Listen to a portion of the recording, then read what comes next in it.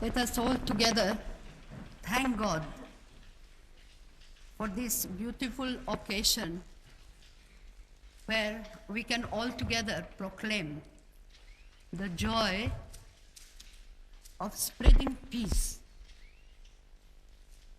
the joy of loving one another, and the joy acknowledging that the poorest of the poor are our brothers and sisters. As we have gathered here to thank God for this gift of peace, I have given you all the prayer for peace that St. Francis of Assisi prayed many years ago. And I wonder, he must have felt the need what we feel today to pray for. I think you have all got a paper with you. We'll say it together.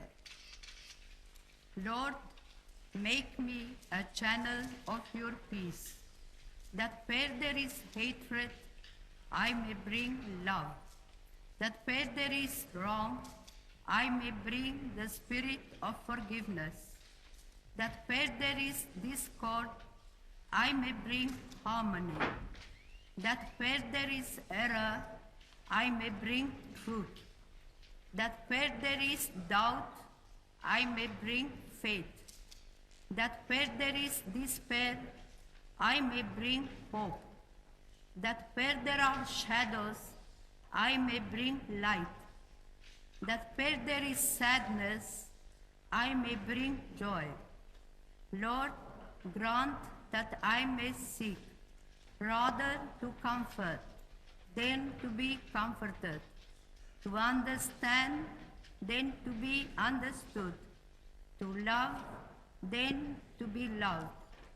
For it is by forgetting self that one finds. It is by forgiving that one is forgiven.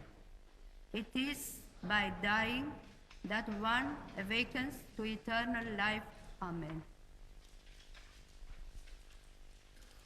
God loved the world so much that he gave his son, and he gave him to a virgin, the Blessed Virgin Mary. And she, the moment he came in her life, went in haste to give him to others. And what did she do there?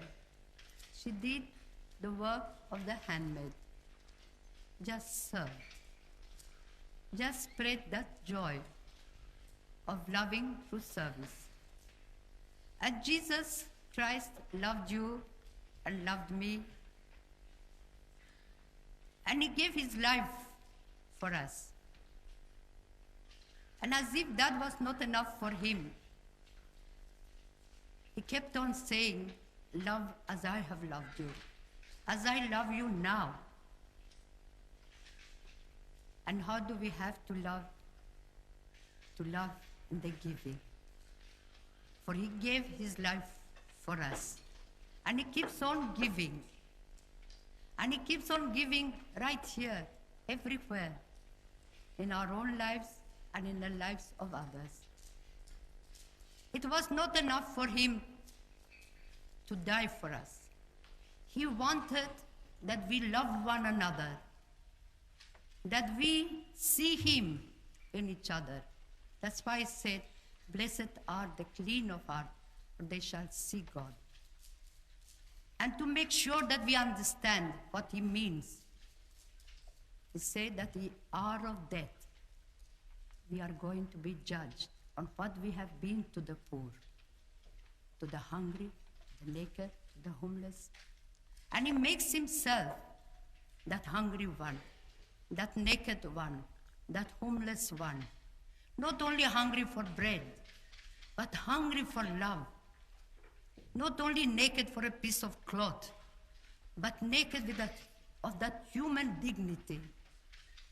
Not only homeless for a room to live, but homeless for that being forgotten, being unloved, uncared, being nobody to nobody, having forgotten what is human love, what is human touch, what is to be loved by somebody. And he says, whatever you did to the least of these my brethren, you did it to me.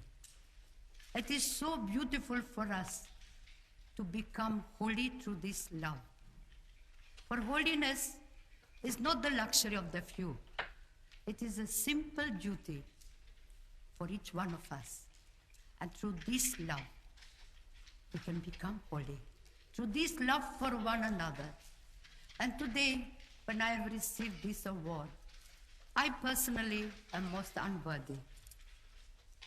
And I, having a vow of poverty, to be able to understand the poor, I choose the poverty of our poor people.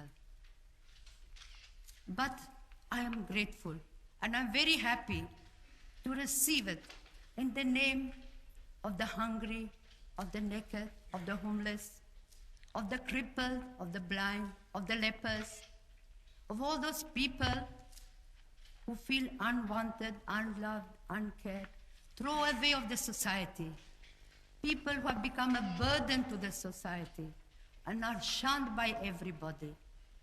In their name, I accept the award.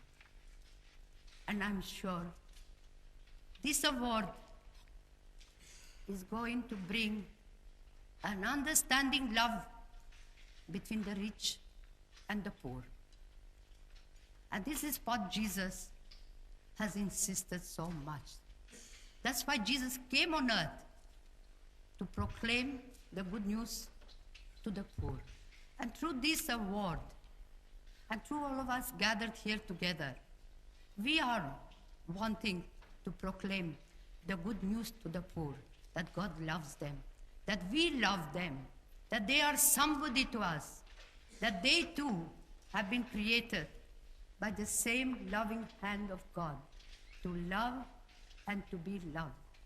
Our poor people are great people, are very lovable people. They don't need our pity and sympathy. They need our understanding love. They need our respect. They need that we treat them with dignity. And I think this is the greatest poverty that we experience, that we have in front of them, who may be dying for a piece of bread, but they die with such dignity. I never forget when I brought a man from the street. He was covered with maggots. His face was the only place that was clean. And yet that man, when we brought him to our home for the dying, he said just one sentence: I have lived like an animal in the street, but I am going to die like an angel, love and care. And he died beautifully. He went home to God. For death is nothing but going home to God. And he, having enjoyed that love, that being wanted, that being loved, being somebody to somebody at the last moment, brought that joy in his life. And I feel one thing I want to share with you all. The greatest destroyer of peace today is the cry of the innocent, unborn child. For if a mother can murder her own child in her own womb, what is left for you and for me to kill each other? Even in the scripture, it is written, even if mother could forget her child, I will not forget you. I have curved you in the palm of my hand. Even if mother could forget. But today, millions of unborn children are being killed. And we say nothing. In the newspapers, you read numbers of this one, of that one being killed, this being destroyed. But nobody speaks of the millions of little ones who have been conceived with the same life as you and I, with the life of God. And we say nothing. We allow it. To me, the nations who have legalized abortion, they are the poorest nation. They are afraid of little one. They are afraid of the unborn child. And the child must die because they don't want to feed one more child, to educate one more child. The child must die. And here I ask you, in the name of these little ones, for it was that unborn child that recognized the presence of Jesus when Mary came to visit Elizabeth, her cousin. As we read in the gospel, the moment Mary came into the house, the little one in the womb of his mother leaped with joy, recognized the Prince of Peace. And so today, let us here make a strong resolution. We are going to save every little child, every unborn child, give them a chance to be born. And what we are doing, we are fighting abortion by adoption. And the good God has blessed the work so beautifully that we are saved thousands of children, and thousands of children have found a home where they are loved, they are wanted, they are cared. We have brought so much joy in the homes where there was not a child. And so today I ask, since His Majesty is here, and before you all who come from different countries, let us all pray that we have the courage to stand by the unborn child and give the child an opportunity to love and to be loved. And I think with God's grace, we will be able to bring peace in the world. We have an opportunity. Here in Norway, you are, with God's blessing, you are well-to-do. But I'm sure in the families, in many of our homes, maybe we are not hungry for a piece of bread, but maybe there is somebody there in the family who is unwanted, unloved, uncared, forgotten. There is love. Love begins at home. And love to be true has to hurt. I never forget the little child who taught me a very beautiful lesson. They heard in Calcutta, the children, that Mother Teresa has no sugar for her children. And this little one, Hindu boy, 4 years old, he went home and he told his parents, I will not eat sugar for 3 days. I will give my sugar to Mother Teresa. How much a little child can eat? After 3 days, they brought him to our house. And there was this little one who could scarcely pronounce my name. He loved with great love. He loved until it hurt. And this is what I bring before you. To love one another until it hurts. But don't forget that there are many children, many men and women who haven't got what you have. And remember to love them until it hurts. Some time ago, this to you will sound very strange, but I brought a girl child from the street, and I could see in the face of the child that the child was hungry. God knows how many days they had not eaten. So I gave her a piece of bread. And the little one started eating the bread crumb by crumb. And I eat I said to the child, eat the bread. Eat the bread.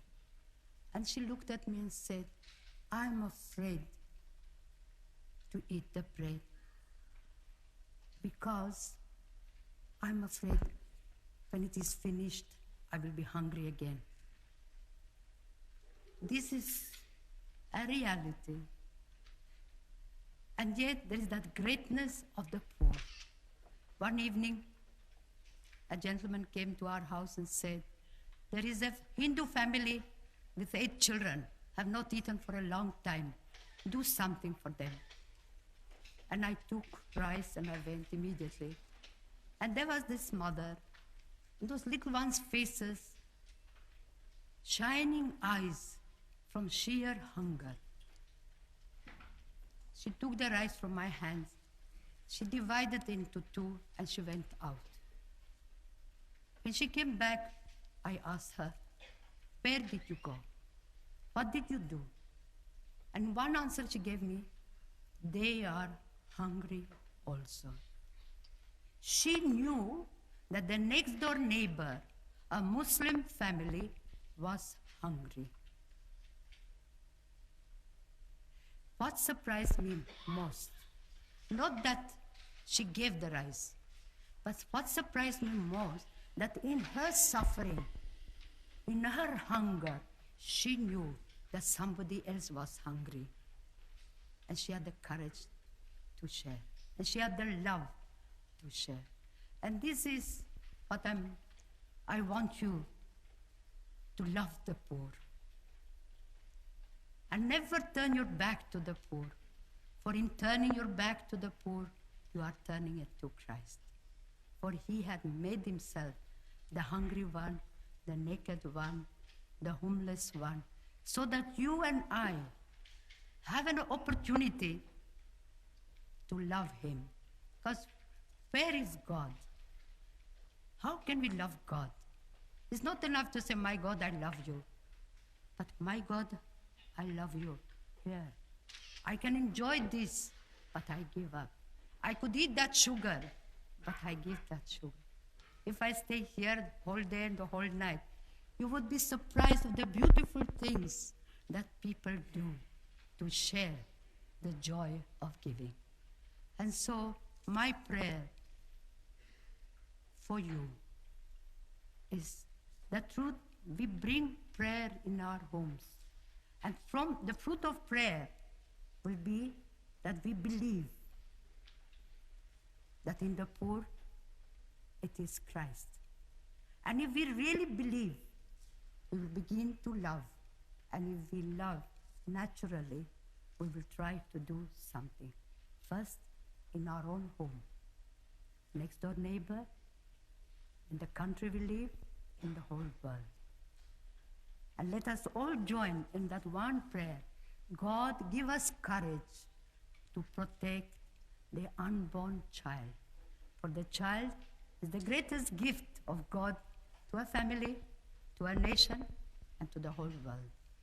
God bless you.